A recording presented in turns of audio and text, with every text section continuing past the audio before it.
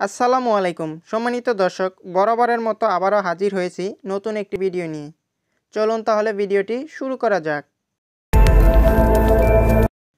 প্রথমে আপনাকে ইমো অ্যাপ্লিকেশনটি ওপেন করে নিতে হবে। এরপর আপনার প্রোফাইলের লোগোর উপরে একটি ট্যাপ করতে হবে। এখান থেকে সেটিংসে ক্লিক করতে হবে। সিম্পলি সেটিংসে ক্লিক করার পর এখান থেকে আবারও প্রাইভেসিতে ক্লিক করতে হবে। এখান থেকে রিড রিসিপ্ট এখানে ক্লিক করতে হবে। রিড রিসিপ্টে ক্লিক করার পর এরকম একটা ইন্টারফেস শো করবে।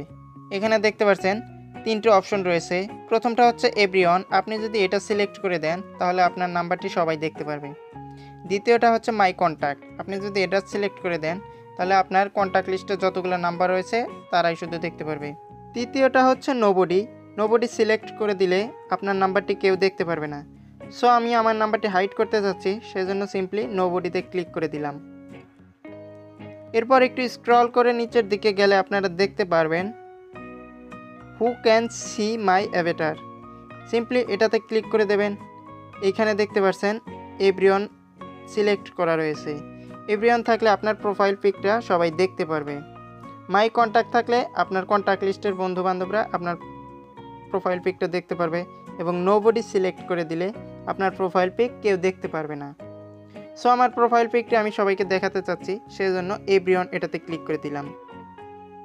আমার প্রোফাইল পিকটি সবার সামনে দৃশ্যমান হবে।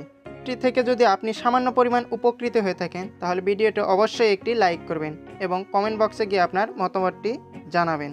সো আজকের ভিডিওটি এ পর্যন্তই, দেখা হবে আবারও নতুন কোনো ভিডিওতে। সে পর্যন্ত ভালো থাকুন, সুস্থ থাকুন, আল্লাহ হাফেজ।